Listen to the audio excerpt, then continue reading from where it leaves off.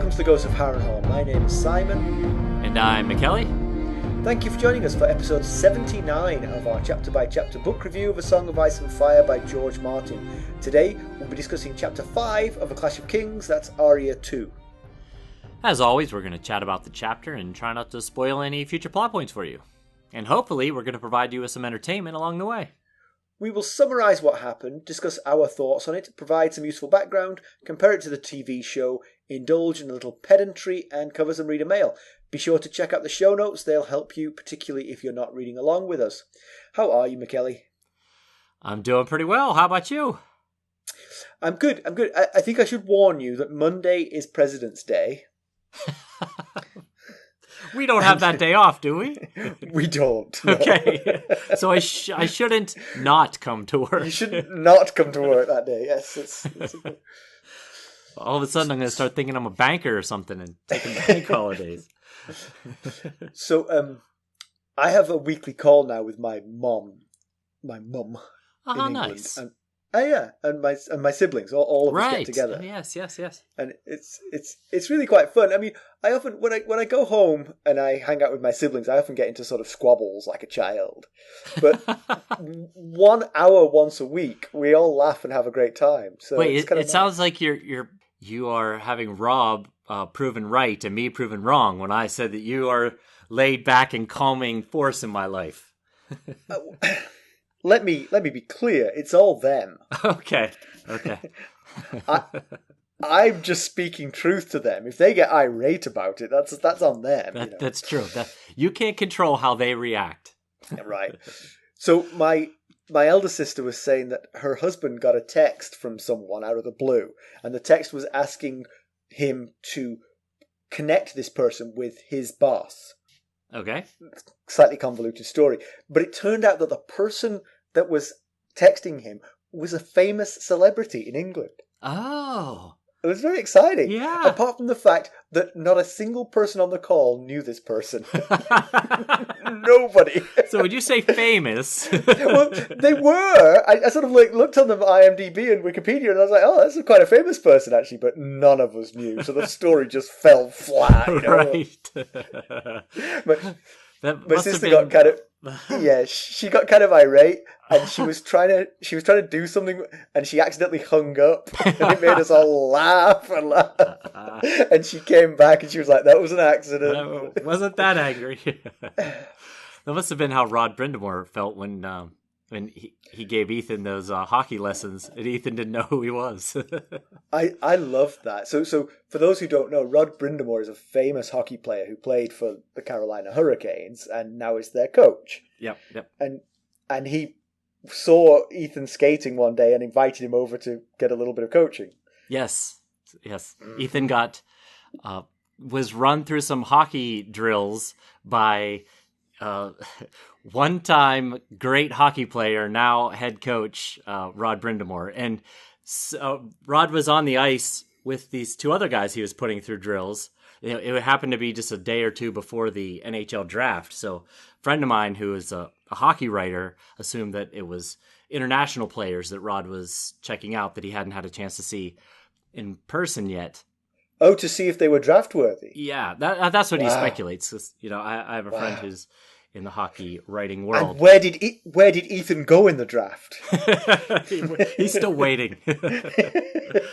And so Ethan, he comes off the ice. He runs through these drills with these guys, and this guy who turns out to be Rod Brindamore. And when Ethan comes off the ice, everybody is, because the ice was cleared. It was just Ethan and these two guys, and Ethan comes off the ice and everybody's like, what did he say? Because a crowd gathered, right? Yes, a crowd gathered to watch. They were taking pictures and videos and stuff, and Ethan was like, man, I'm way better than I thought I was.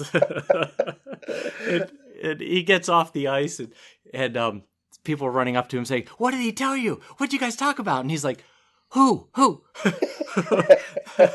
was that? They're like, that was Rod Brindamore. And Ethan was like, oh, that okay. makes sense. Yeah. He knew what he was talking about. I could tell. Yes.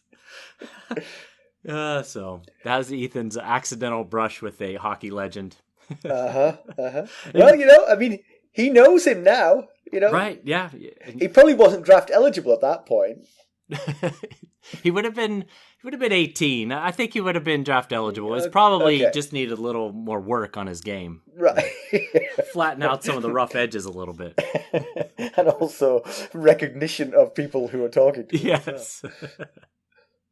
I've always liked that story. He likes that story too. If only he was a Carolina Hurricanes fan. It would have helped. He probably would have known if he had been a Carolina Hurricanes fan. So how did he compare to the other two? Oh, he was like, when Rod called him over, he's like, hey, come work in with these guys. I'll put you through some drills. And Ethan said, I can't do what they're doing. And he's like, that's okay. I'll have you do different stuff. But he said they were working like in unison. Ethan was like a fly in the ointment. He was like, no. Rod is like, no, not like that.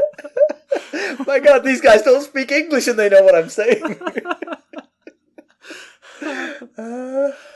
That's added a ripple to that story, actually, because I always assumed that he did okay, you know? I mean, they were hitting it harder and they were slightly more accurate, but in actual fact, they were way better. If my friend Kurt is correct, these were draft level prospects. Right. Ethan is not a draft level hockey prospect. So, poor Ethan. At least he didn't trip and fall on his face or accidentally hit the puck into, Rod's groin or something. All right. Well, let's get down to business. How did we leave Arya? Last we saw her, she was escaping King's Landing, masquerading as a boy in Yoren's new Night's Watch recruiting class. After ignoring consistent harassment from a pair of older boys, she finally snapped, took a wooden sword to one of them, Hot Pie. She beat him badly and took a beating of her own from Yoren as consequence. She learned that her father was supposed to be joining them on this trip to the Wall, if not for Joffrey's last-second change of plans. All right, why don't we give them a summary of this one? Okay. As Arya and her traveling band of Night's Watch recruits head north on the King's Road from King's Landing, they pass a steady stream of traffic heading in the other way. At first, they pass market towns full of people and fields of well-tended crops, but the sense of normalcy and order erode, and they begin to notice roadside graves. One night, Arya wakes up startled by the stillness of the night. The next morning, she discovers a traveling companion named Prade has died, and it was the lack of his constant coughing that had unnerved her the night before. A merchant heading in the opposite direction offers to buy all of Yoren's supplies for a scandalous price, warning that they're going to get taken from him by the armies he's walking towards, so he'd be better selling them now. They stop at an inn in a village, and Yoren pays for baths for all. Arya is forced to decline, despite being acutely aware of her malodorous and bug-ridden state. Sansa, she ain't. Indeed. Another difference between the two of them. Yes. Sansa, pretending to be a boy or not, would have gotten into that bathwater. The innkeep has a brother in the Night's Watch and provides a round of beer for all. Talk in the inn is of the situation further north. Raised fields, evacuated villages, and secured and defended holdfasts unwelcoming to visitors. The gossip is a third accurate. Clans coming down from the mountains of the moon and armies of the north in the Riverlands. A third fantasy, Robb riding Greywind into battle. And a third dubious, a great pack of wolves terrorizing villages around the God's Eye led by a giant she-wolf. Arya wonders if this might be Nymeria, but she doesn't know the geography well enough to know if it's feasible. Arya defends this supposed Nymeria against some of the more outlandish accusations, but not unreasonably is asked why a flea-bottom urchin would know anything about wolves. Yoren turfs her out before she can bring any more suspicion on herself. Outside, she gets into a conversation with the three shackled future brothers of the Night's Watch. The least offensive introduces himself as Jaqen H'ghar from Lorath in Essos. He has hair that is red on one side and white on the other. His accent reminds her of Syrio Forel. As Jaqen apologizes for the rudeness of his colleagues, Rorge and Biter, who has no tongue, so that name was just recently given to him, Rorge and Biter try to terrorize her, but the chains hold. Jaqen suggests that Arya, who faced down Biter, might have more courage than sense. The bull arrives and reminds Arya, which is Arya's nickname in case you've forgotten, that he is not supposed to be fraternizing with the prisoners. She is a ball of anger and suggests some sparring. They don't get a chance as 6 Gold Cloaks arrive. Arya drags Gendry behind a hedge. The Gold Cloaks announce that they have a warrant for the return of one of the recruits. Arya tells Gendry that it is her. Gendry is confused. Yoren says no, and as the Gold Cloaks try to menace him, the new recruits join Yoren in solidarity. Arya joins in, Gendry follows. The Gold Cloaks announce that he, Gendry, is the subject of the warrant. Yoren takes the opportunity to pull his sword on the officer and makes him drop his sword. The officer issues some threats, but Yoren slaps the horses behind, and the other Gold Cloaks follow their officer back down south. The recruits are excited to have won, but Yoren wants them to break camp and put as many miles as possible between themselves and the pursuers. Arya cannot understand why they would want Gendry. He doesn't know either. He's even less clue as to why Arya would think the Queen would want her. Yoren wants them both ready to ride hard northward if the Gold Cloaks return. To that end, he furnishes them both with horses. Can I say in passing, actually, that I intentionally wrote some of that to trap you into converting my English word into an American word. Did you notice you do it? Which word was it? The word was, right at the start, you said normalcy. Do you remember? You said the sense of normalcy. Yes. But it doesn't say that. Normality. Normality. Oh. Normality, see? But you converted it to normalcy. And normality is very much the English word for that. And okay. Americans would say normalcy. So that I caught you. You were successful. You proved that I'm an American. But you're good. You're nimble on your feet because you just read it as if it said the word you wanted it to say and just kept going, you know. I'm pretending to the listeners that I wrote all that, but of course it's completely a shared thing. We both write parts of that. I just happened to write that bit. You got me. Normality is what you were hoping I would say? No, I knew you wouldn't. I knew it would just trip you up. But you were wanting to see if I would say it or not. I was curious what would happen when you got to that word. I believe when I wrote it, I wrote normalcy, and then I was like, no, because the thing was, I knew it was your line. I knew it was under you. Right. I was like, I wonder what would happen if I wrote normality here. Let's see. I Americanized it. That's what happened. You did. But without missing a beat, that was the impressive part. I mean, obviously, the audience won't know how many edits it took us to get through all that. But let me tell you, more than one. He got that bit right first time.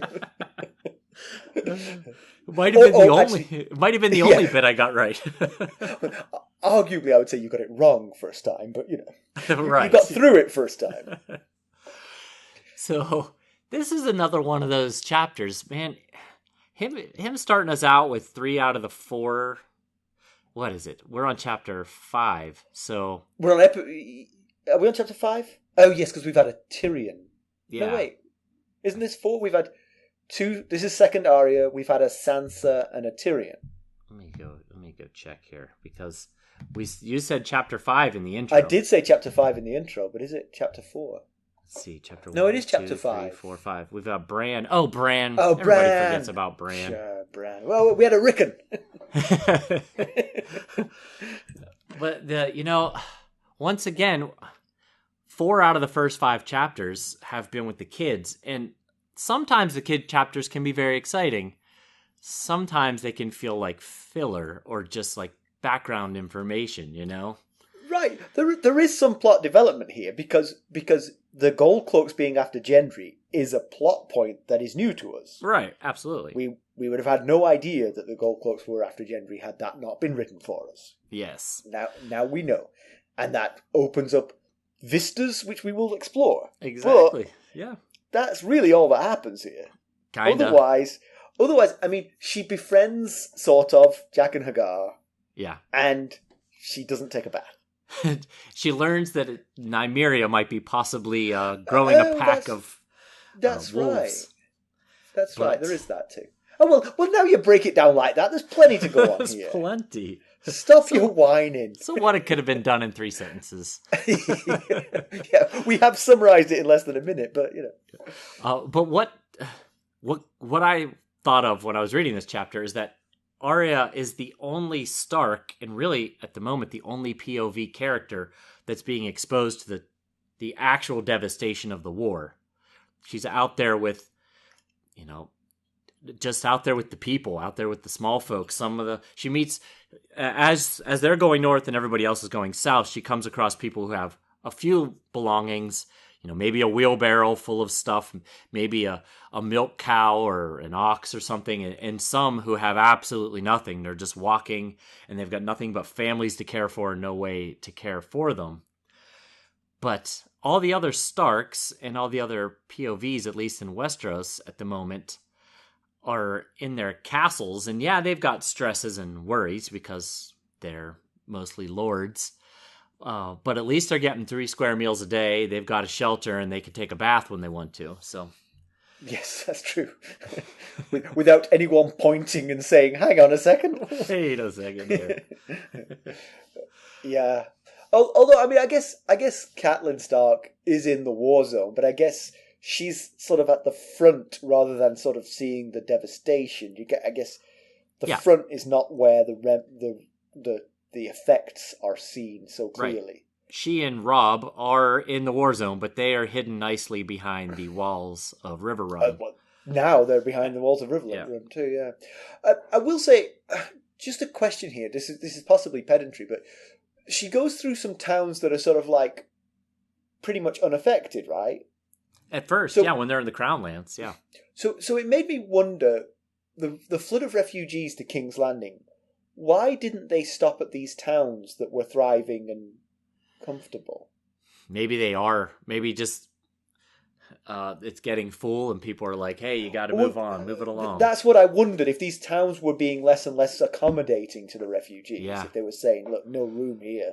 Right. Keep going south. King's Landing will have you. Yeah, I did wonder about that, because it just felt like if I was a refugee, I'd stop at the first prosperous looking place that would have me. Right. Yeah. I'm lazy, Now, of course, as Tyrion put it in his chapter, these refugees will pay anything to get on the right side of the walls of King's Landing. Walls, so, these villages, if the war spreads far enough south, they'll be in a war zone once again. Right. They themselves will be the next round of refugees. But in the meantime... Yes. Not schlepping south with my cow and my grandmother feels like a good solution. The right move at the time. Right. Yeah. So the merchant along the road offers them about a quarter of what their belongings are worth. If you remember, Yoren had a whole slew of materials he was taking back to the wall. He's trying to pull a fast one, but he's also probably right. If they head north into these, it's not like Tywin Lannister's army is following by any rules of battle. They are burning the crops and they have terrorizing the people. Yep, they've been instructed to do so. Right. So if a fighting force comes across them and they want what Yoren has in those wagons, they're just going to take it. They're not going to pay him a quarter of the price for it. Ooh, ink and paper. That's what we need. Yeah. Ooh, sealskins. I also thought that the way the graves appeared was perhaps inverse of what it would be. That the people would die as refugees. Yes. As they got further away from the war, and so as the journey's wear and tear told on them. But she was seeing the graves increase the other way towards the war. I guess as you're getting closer to the war zone, there are more casualties than further away. Yeah. If you think of war leading to casualties, yes, that does make sense. But you're right. If it's casualties on the road, then they're likely been traveling. You would think they would increase as. Yeah. But the first grave she comes across is a child-sized grave, which is, of course, very sad, with a crystal set in the mound of dirt. And I thought, man, that must be really valuable at the moment. I don't know what kind of crystal it was, but any kind of crystal's got to be worth something if you're but maybe it was just a hunk of glass, Could have been. Yeah. But it felt like the refugees trying to bring a sense of dignity to what seemed like a child's grave, and possibly at a great expense, depending on how much that crystal was worth, what kind of crystal it was. And we also know that Littlefinger's tax, the get into the city tax, is looming ahead for them. So it might have been a costly decision to mark the grave with the crystal more so than they realize. You've got to imagine that most of these refugees will have been fleeced to the bone by the time they get to King's Landing, and that basically the tax is just going to end up with a huge shanty town outside the walls. Right.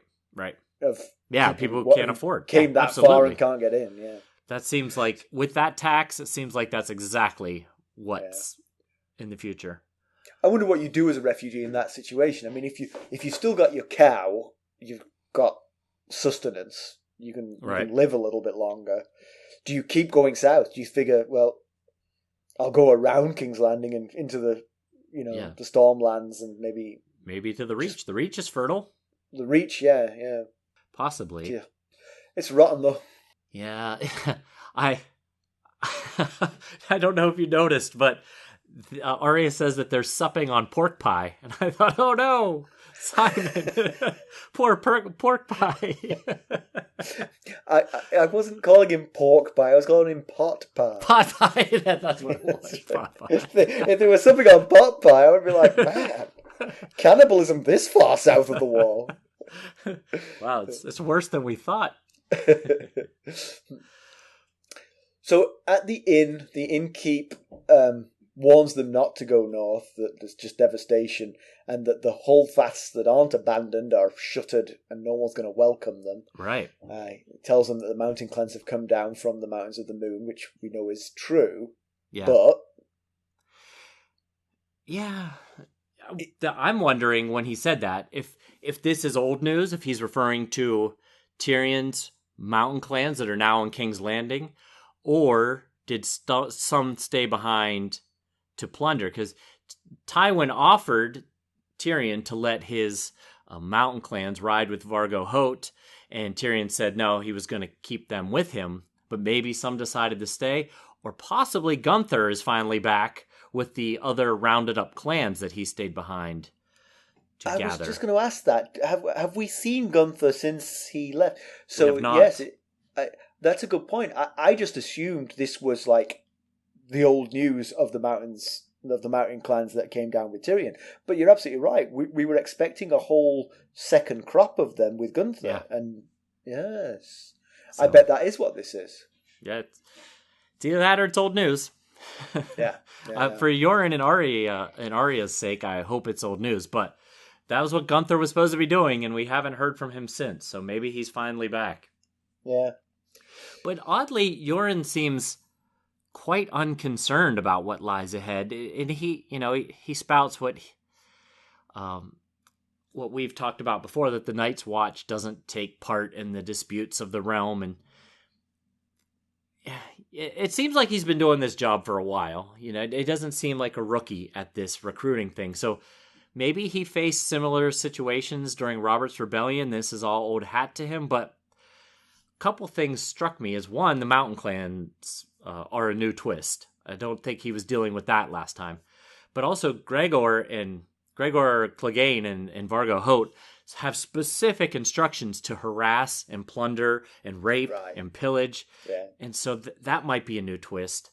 But also, how are they going to eat?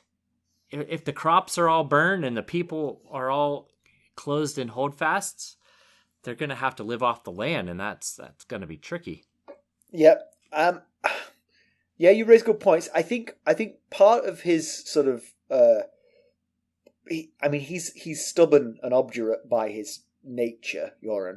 So he's not going to be deviated from his plans just because there's a war ahead of him.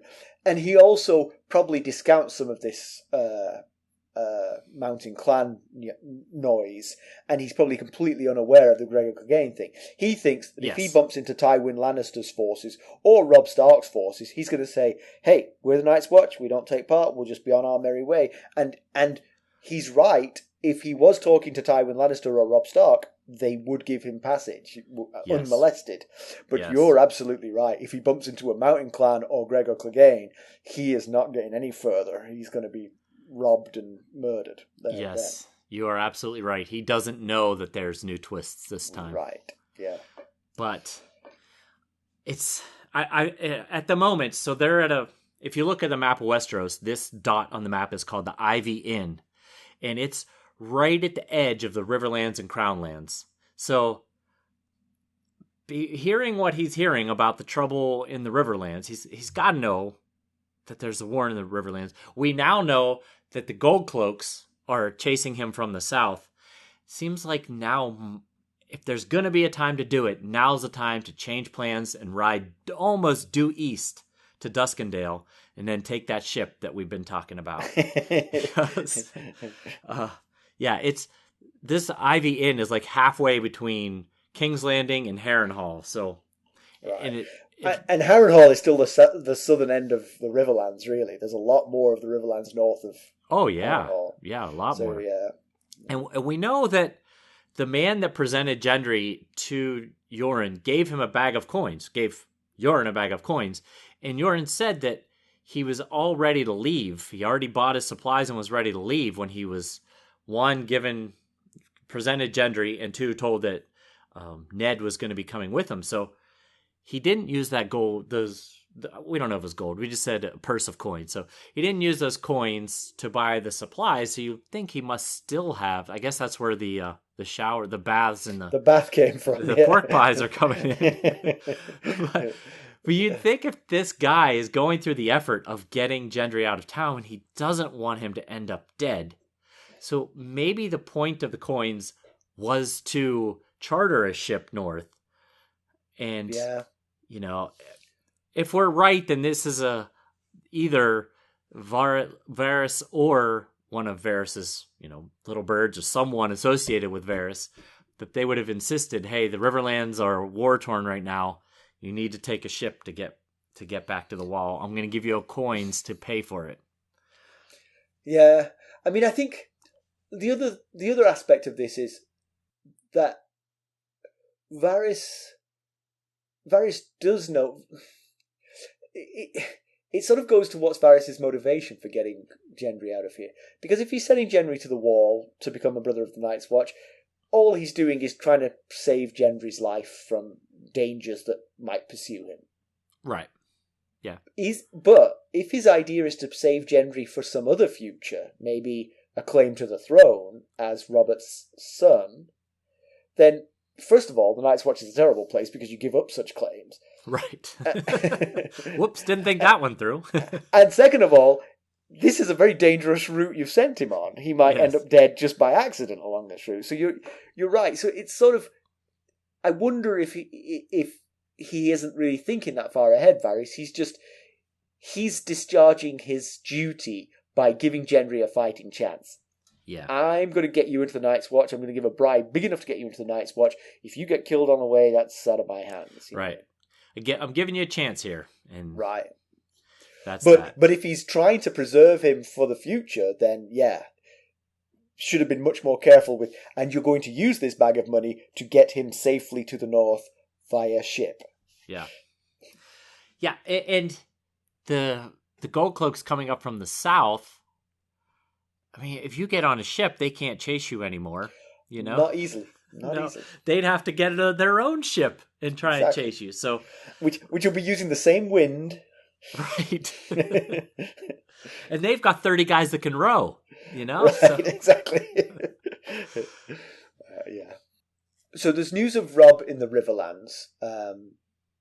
So this means that Arya now knows she doesn't have to go all the way to Winterfell to meet her family. Right. Which is and nice. Yoren knows it too. Right, absolutely. Yes, and in fact, that's interesting because presumably it could be pieced together from information along the road that they're in Riverrun. Right. Riverrun is not on the way. Yes. But it is only a detour away from being on the way. So I wonder, would he take that detour to try and offload her? I presume yes. Yeah, yes. Right. It would certainly... Yeah, because there's pros and cons to that. The con is you're delaying getting out of the Riverlands by riding in the wrong direction down the river road all the way to Riverrun. Right. But the upside is you don't have to keep her with you all the way to Winterfell, which is a long way from... And heading to Riverrun is literally heading to the arms of the people who definitely won't try to kill her. True. If you keep going up the King's Road, you could easily be captured from behind by people chasing you before you meet a friendly face. Yep. Yep. So I was wondering if it might be worth risking trying to get a letter to Robb. I mean, it would be really bad if it was intercepted. Yeah, they have ink and paper. They do. and ravens, I believe. I think ravens were in They there, do too. have ravens, yes. Right. So they've got all they need. Just fire off a letter. Although the ravens presumably are sort of homing birds. Yeah. So if you set them off in the middle of nowhere and tell them to go to River Run, they might be like, the hell? I don't know what that is.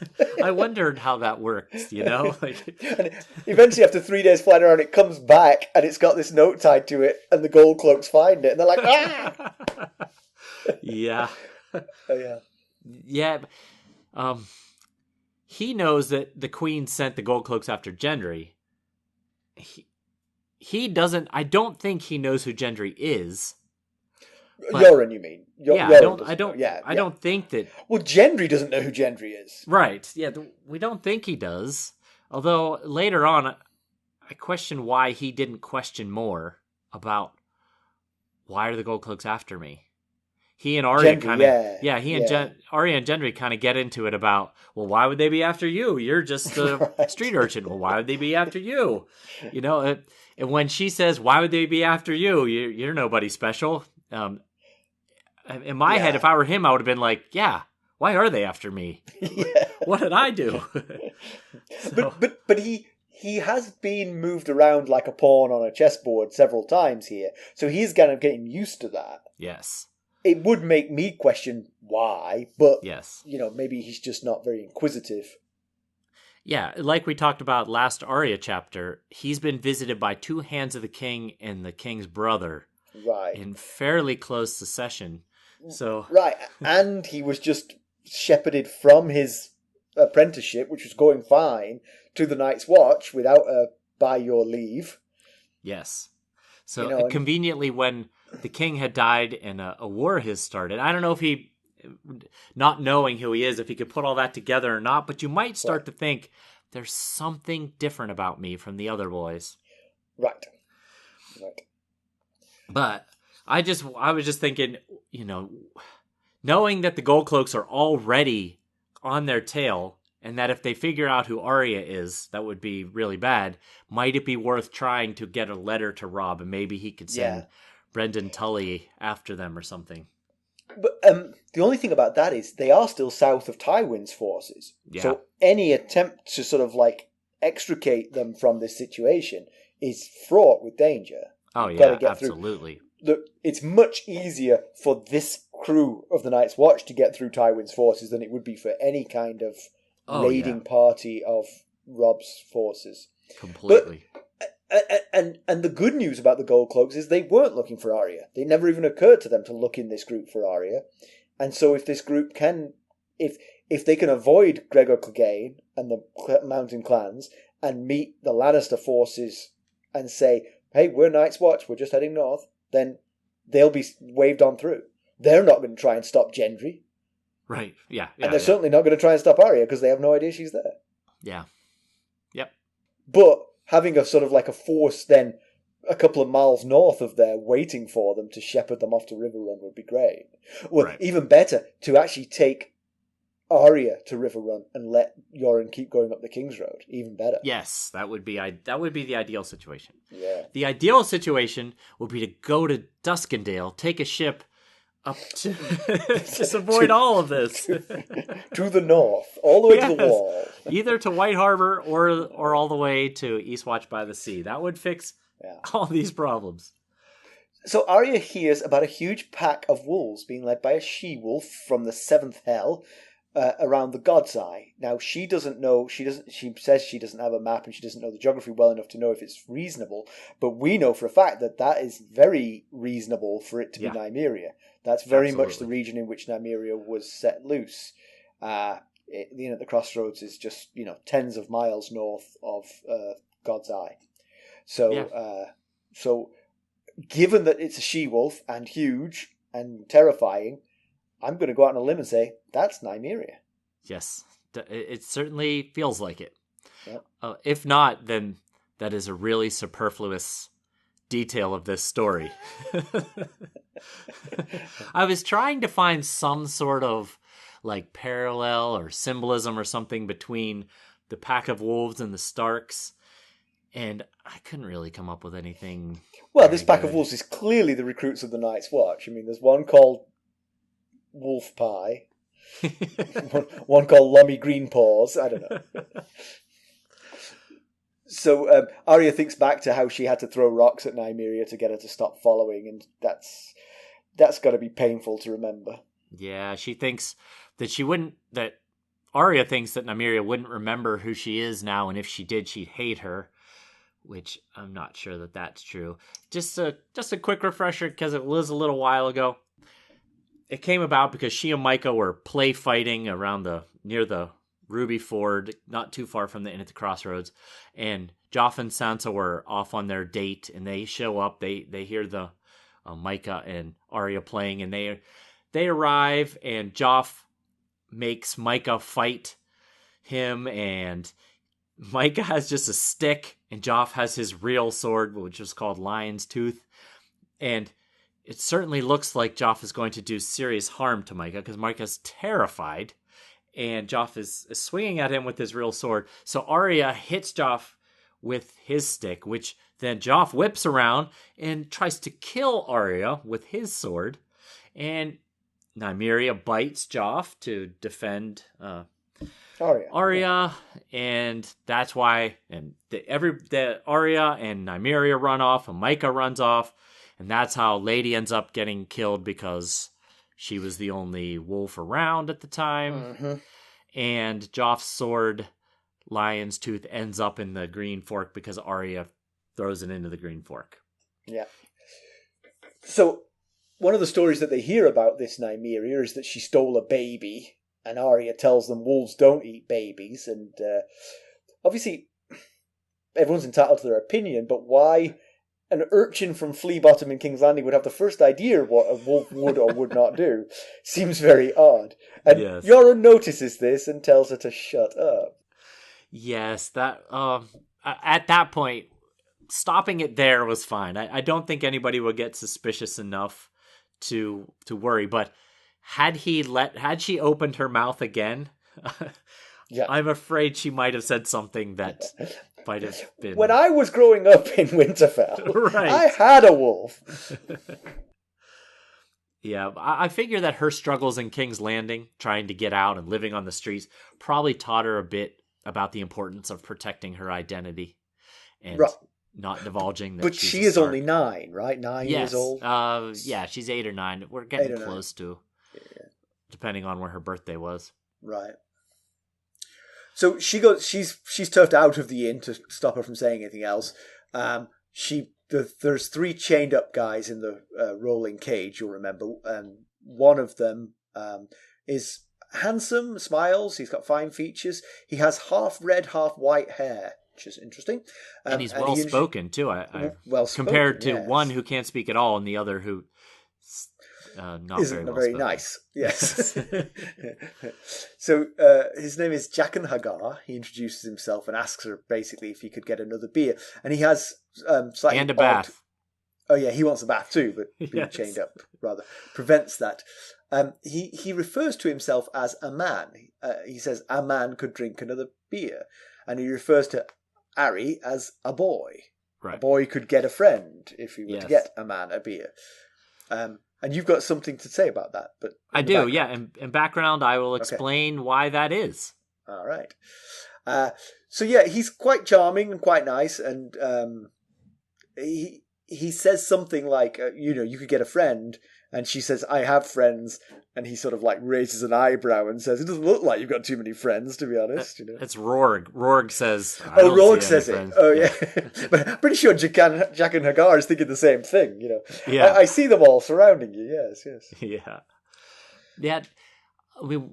Obviously, Arya didn't really get to help him in any way. He didn't get a beer. He didn't get a bath. But, there seemed like maybe there was some sort of potential connection made there. Yeah. And I wondered if it could be a friend-like situation like Sansa and Sir Dantas in King's Landing. Of course, obviously Sansa did a lot more for Sirdantis. But the whole saving his life thing. Yes, that little detail there. But both Sirdantis and the guy both chained up and in a rolling cage don't seem very useful on their surface. No. But, at this surface level at the moment. But, an ally is an ally. And right. So, of course, she also made an enemy when she smacked Biter with her wooden stick between the eyes. So Yes. Yes, and as Jaqen H'ghar said, that you've probably got more bravery than sense. Right. or a boy has more bravery than sense. So at this juncture, Gendry comes over and tells her to stop talking to the prisoners, and she's kind of like worked up from beating on Biter, so she wants Gendry to spar with her. But at this point, the Gold Cloaks arrive, and they ask if they're if this is the new Night's Watch recruits. Yeah. And there's a guy named Raisden that says, yeah, we are, but we'd rather join you boys. We hear it's cold up on the wall. And I thought, if he just had stuck around King's Landing a little bit longer, the Gold Cloaks have bolstered their numbers like threefold. So probably could have been a Gold Cloak. Right. That's a Gold Cloak. You stay in King's Landing. You can still warmer. see your old friends. Much warmer. It's got big walls, but all around, not just facing one way. Yes. So Yoren comes out, and he's not willing to pay much attention to this warrant that the Gold Cloaks offer. Yoren says he's got 30 men, but honestly, they're not much use. 3 of them are chained up. 10 of them are children. Right. The 10 more are utter cowards. It's not the greatest 30 men ever. No, it's not the strongest fighting force we've seen on Westeros. But I wondered if so when Raisden says to the Gold Cloak officer, we'd rather join you boys. I wondered if the Gold Cloak officer could have used that comment to his advantage if he had said, if he had offered any man who comes, to my side will be given a spot in the Gold Cloaks. You don't have to go to the Night's Watch to get a job. I'll give you a job right there in King's Landing. Man, you'd make a good Gold Cloak. You would be trotting back to King's Landing right now with 8 new recruits and Gendry and Arya. Right. She might have gotten herself killed. Arya. She was going to go down fighting. She said she wasn't running or hiding anymore. You would be in line for to be Lord of Harrenhal at this rate. That's right. Yeah, but that's not how it goes. And instead, all the recruits, one at a time, start standing up in defense against the law here, against the Gold Cloaks. And even Raisden, who's the one that said, we'd rather join you boys, he changes his tune pretty quickly when the other guys start standing up for each other. Because he didn't get the Mackelly Ray offer. He didn't. Exactly. When they didn't offer, he's like, hey, we'll fight you for him. So Yoren had warned them this was going to be a long ride in bad company, that half of the men would turn Arya over to the Queen, and the other half would rape her first and then turn her over to the Queen. But it does feel like maybe just because Yoren's kind of universally mean to everyone, that they've all sort of formed a bond. Right. Yeah. Shared hardship. Right. The enemy of my enemy is my friend. So. But they did rally around Yoren, so it's right. Yes, exactly. It's definitely working. Yeah, it made me think that we've been pushing this ship thing the whole time. Go get on a ship. But the Night's Watch have been doing this recruiting thing for a long time, so maybe they know how to take broken men and turn them into something with more honor and pride. Because maybe this is part of it. This trek across this hardship of a trek across the the entire realm kind of forms a bond between the group, and makes them want to fight for each other. I cannot say strongly enough how much I agree with that sentiment. I think that's exactly it. If they just got on a boat, they'd be throwing up over the side. It would be getting colder every day, and they would be like, why am I doing this? But here they've got this shared journey, this sort of like shared responsibility. Yeah. They taking watch together at night with one another. Yeah, exactly. That's why they do it. You've hit the nail on the head. Ultimately, it's a team building exercise. Mm-hmm. Yeah. So because everyone else pulled their blade out, Arya pulls hers out, and the Officer Mackelly says, "Put the blade away, little girl." So that's unfortunate that he would choose that particular epithet. Well, I thought that this guy should be promoted to detective because he's the only one of all 30 recruits and the other 5 Gold Cloaks, the only one who realized that this was a girl and not a boy. So he's got a keen eye for detail. Put the blade away, little girl with the northern features. I wonder where Arya Stark is. The little girl with Ned Stark's face? Yeah. So the fact that there's this warrant for Gendry does make you wonder what Cersei's up to. I mean, obviously, this is a command from on high, and it can't be good news. I mean, presumably, it is an anti-Baratheon bastard move. It definitely has the feel to it, which makes you fear for little baby Bera. Right, little baby Bera could be in trouble too. As a reminder, baby Bera is the baby that Ned and Littlefinger went to see in the brothel. And then that's when the fight broke out between Ned's men and Jaime's men, and Jory was killed. And when Ned woke up, Ned broke his leg, and then he woke up in the next chapter, and Robert and Cersei were there at his bedside, and he told Robert...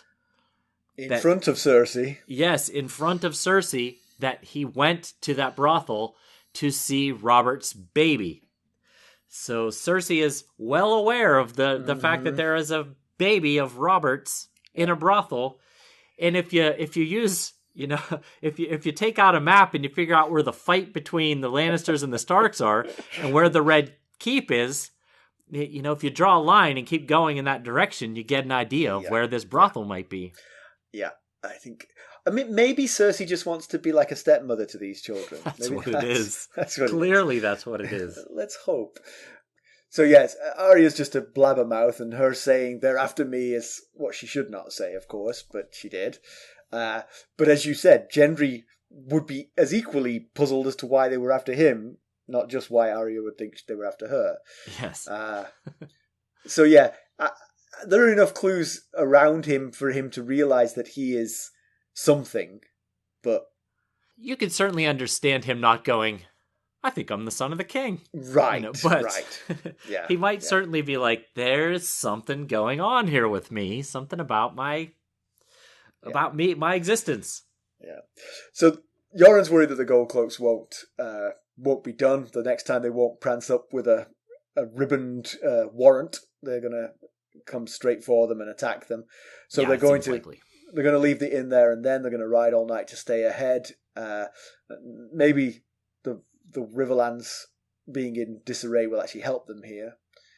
Yeah, might be easier to hide in the chaos of a war-torn area. Right. But at the same time, progress might be slower because of it. Yes, exactly. Yeah. Now what Yoren says, he tells Arya and Gendry to get on these horses, and they've been riding donkeys. Get on these horses, and at the first sign of the Gold Cloaks, take off in front of us, because you two are the only ones that they want. Well, he thinks it's he says Gendry, but we know that it's Arya. He's equally worried about Arya. Yeah. Yes, exactly.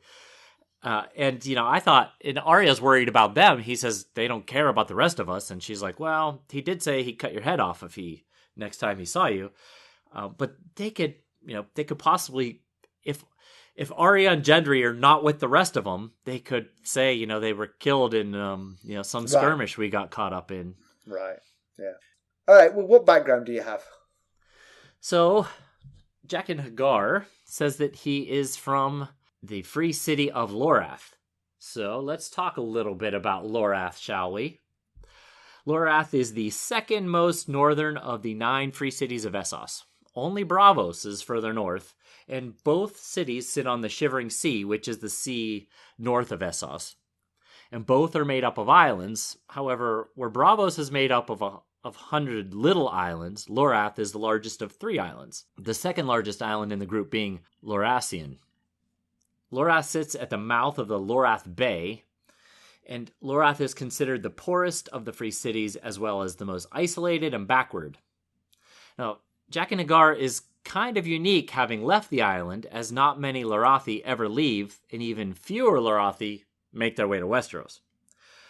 The Lorathi Isles are bleak and stony, but the waters around them teem with sea creatures. The Lorathi Islands are not known for their fighting prowess and are mostly thought to be richly dressed poets and merchants.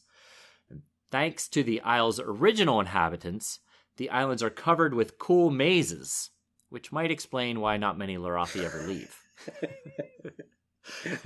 Cheap gag, well done. Yeah, I'd been waiting all week for that one. Eventually, the islands were overtaken by Andals, and for a while they did develop a military power. However, when their Andal leader, Karlon the Great, got a bit too big for his britches and attacked Norvos, which is the city to the south, the Navasi called Papa Bear, aka the Valyrian Freehold, for help. The Dragon Lords swooped in and burned Karlon and his army, but they didn't stop there. In what became known as the Scouring of Lorath, they next flew to Lorath and burned the entire city, leaving no survivors. The island then sat empty for a century, considered haunted, but in 1436 BC, worshippers of the blind god Borash from Valyria settled in those ancient mazes built by the first Lorathi, making temples and towns and tombs out of the mazes. And eventually the island became a refuge for escaped slaves, since the priests of Borash believed that all were created equal. With the influx of new residents, those faithful to Borash eventually died out around 700 BC. However, some of their beliefs and teachings carried on after them. Because they considered all humans equal, men and women were treated equally, which is pretty unusual for most of the places we've visited so far in our story. Now here's where I get to where I said I'd explain why Jaqen H'ghar talks the way he does.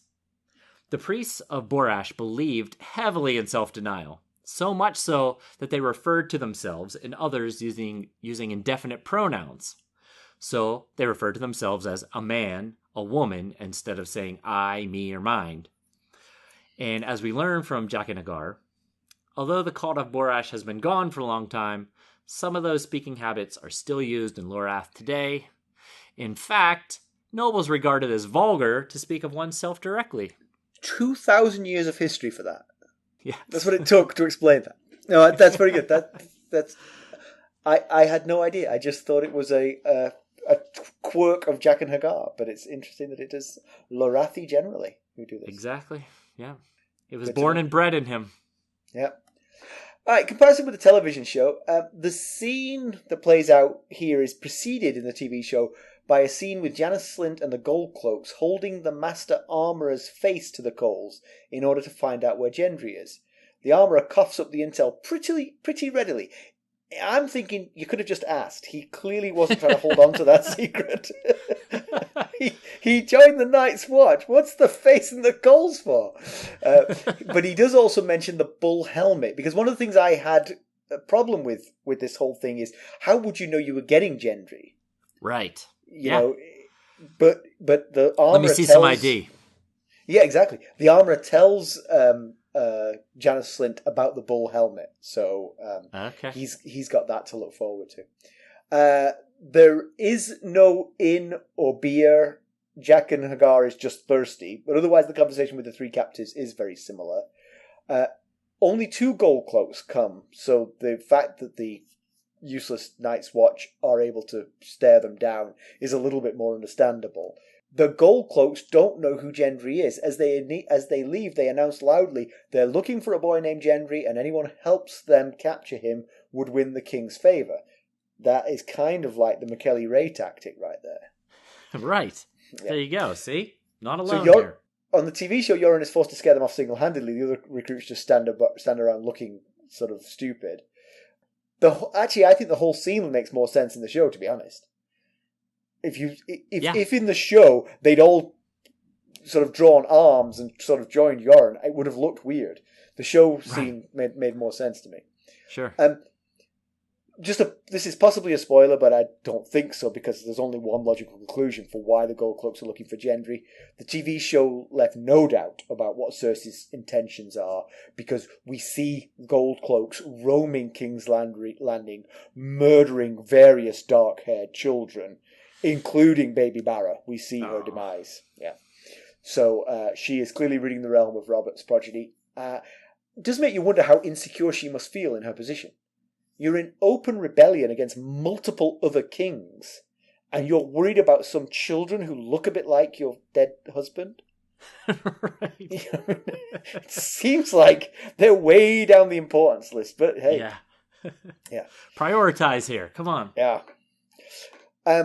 So pedantry. How would these Lannister lackeys know which one Gendry was? I assume that there is a nod to what Ned noticed, that he is the spit of Robert in his youth. Right. But then again, would these disposable Lannister Gold Cloaks know what Robert looked like in his youth? I'm doubting it. I agree. So that doesn't particularly help. So I'm imagining sort of an inverse Spartacus thing where the three chained up guys all start shouting, "I'm Gendry! No, I'm Gendry!" in order to try and get out of this mess that they're in.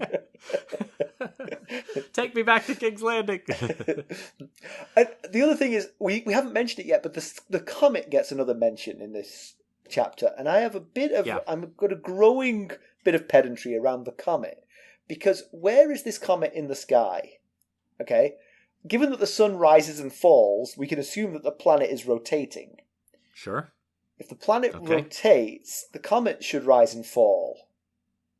And Dany specifically, on the day Dany burned Khal Drogo's pyre, she mentioned that the first star was the comet, which suggests that it was rising at that point. Okay, yeah. It's been mentioned several times that it's visible in the daylight. Yes, it has. Right? So, but the thing is, if it was the first star of the evening, well, I'm not sure that's true necessarily, what I was about to say there, but there was one idea here, that the northern sky, assuming you're in the summer, the northern sky doesn't set, it stays above you, because if you think about where the pole star is always in the same position in the sky. Right, I get it. Night and day. So if the comet was close to the pole, you would see it all the time. But then it would be in the north, and I would think that would come up in people's rationale about what it was. If it was in the northern sky, you'd be like, oh, it's winter, oh, it's the others, oh, it's... I could be wrong, but didn't Dany say it was in the when she saw the comet, it was in the eastern sky? I thought so too.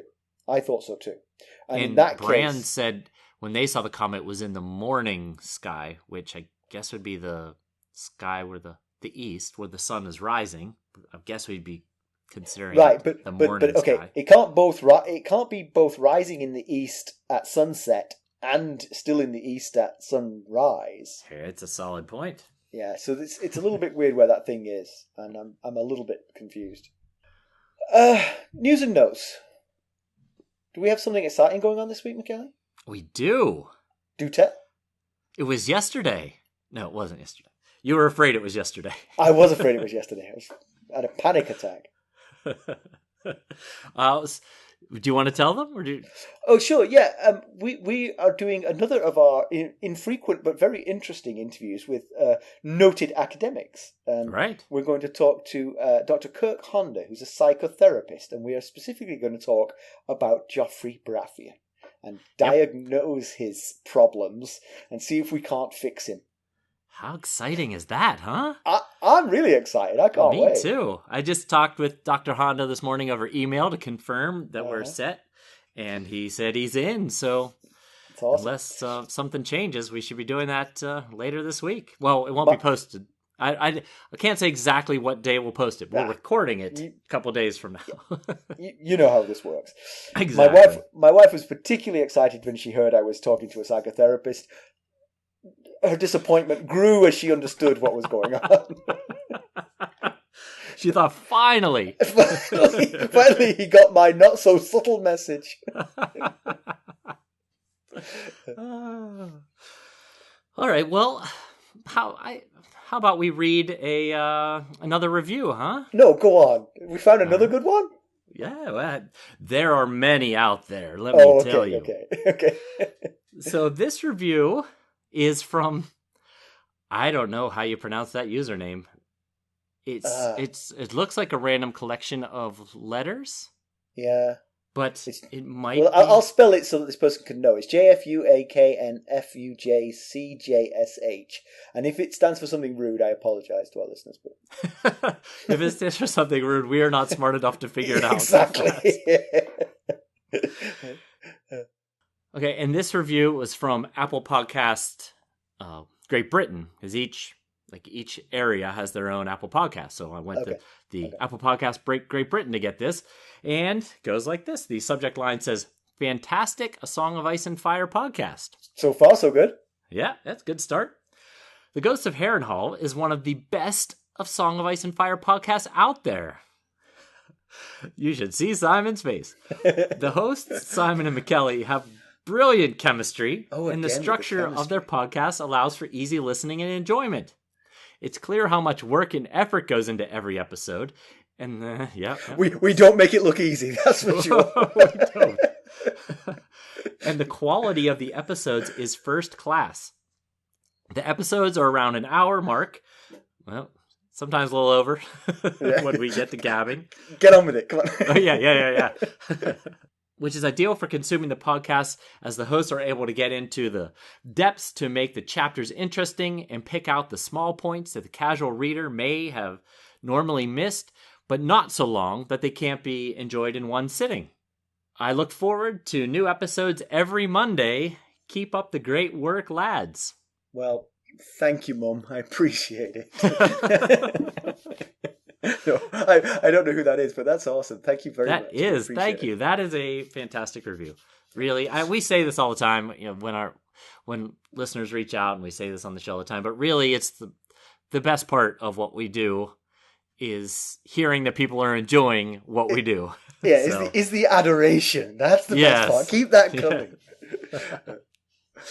All right, so let's conclude. Arya definitely needs to stop tipping her hand. She is only 9, but she needs to, like you said, she should have got used to hiding her identity. She needs to realize that pretty much anything she thinks to say will contribute to her revealing who she is. So shut up. Yes. Yeah, it felt like she was starting to come pretty close here in the inn. Yeah. And when she was talking to Gendry and saying, they're here after me, it certainly tips your hand a little bit that she believes anyway that there's something special about her that the queen would want. So. Right. Shh. Yeah. So, ignoring the TV show, what does Cersei want with Robert's bastards? Nothing good, obviously, but it does appear to be tying up loose ends to remove any threat to Joffrey's claim. But again, I say Joffrey's claim is not under any threat from Gendry. No, nor it's baby under a lot Barra. of threat from Barra, yes. But Stannis Baratheon and Robb Stark and Renly Baratheon, those are serious threats. Yes. Keep your focus on that's what I would do. Those who are claiming to be kings. Yes. Not the folks who probably don't even know that they are related to Robert Baratheon anyway. Yeah, but Gendry wasn't even claiming to be a blacksmith. Just an apprentice. I sure wish Ned hadn't spilled the beans about Barra. That yes. Hindsight. Yes. Baby probably would have been all right if not for that revelation. So Yoren is clearly honourable in the sort of style of Ned Stark. And he's willing to risk an incommensurate amount of trouble to complete the mission he's been assigned, which just out of just a point here is not really a Night's Watch mission. Protecting Gendry is not. Well, I guess protecting Gendry is a Night's Watch mission because in so much as that Gendry is now theoretically a member of the Night's Watch, right? But he's only been a member of the Night's Watch for at most a couple weeks. He hasn't said his words yet, and he's not there under duress. He could walk away if he wanted to. So you're right. I mean, he could say, just take him and leave us alone. Right. If he was a different guy, if he was Alistair Thorne, he probably would have just said, take him and leave us alone. Yeah. But he's not. He's a good, honorable sort. Yeah, but he is. I mean, that's the one thing. This is the trouble Yoren is bringing down on himself is potentially deadly. And yes, it is only to protect one recruit who he only got a small purse of money to take. So, and they're not asking for that money back. So right, yeah, it's like when Carson asked me to go and get the newspaper from the end of the driveway. If it's raining, I'm not going to do it. I mean, there's only so much risk I'm willing to take to fulfill the mission. Water on your head exceeds that risk. I'll get it, but in my own time. Yoren is more noble than me. Yeah, well, he's good like that. And if what we're hearing about the Riverlands is true, and the mountain clans are involved, which is easy to believe, this could get really dangerous as they make their way into the war-torn area. Yeah. Silver lining, maybe they could lose the Gold Cloaks in the process, but other side is they might end up getting themselves killed. Yeah. So now Yoren and Arya know that the Starks are in the Riverlands, so maybe there'll be a shortcut to getting Arya home. Yeah. At least, it's an option. Yeah. There's two options now. If it doesn't look like it's going to work, okay, don't do it. But at least there's a second option here. Yep. And hey, it looks like the Night's Watch recruits are starting to bond. Maybe Yoren knows what he's doing after all. Maybe everything's going to be fine. They're going to waltz right through the Riverlands. Yep. That sense of belonging and brotherhood comes from shared adversity. Exactly. Yep. It might be the first time that any of these guys have this sense of belonging and a sense of brotherhood. Very true. Maybe it's starting to change them in some ways. Although, in my opinion, still time to charter a ship. All right. Let's wrap this up. As always, you can reach us at ghost.harrenhall@gmail.com, and you can follow us on Twitter at @GhostHarrenhall. We're on Facebook, Instagram, and YouTube. And, hey, if you wouldn't mind going out and leaving us a 5-star rate or a fantastic review, we would certainly appreciate it. And, hey, you might get it read right here on our show. The bar's been set pretty high, but yeah, you would. If it was nice, you'd get rid of it. Right. I am picking it totally at random, so. All right. Well, thank you for listening. Thanks. Bye. Bye.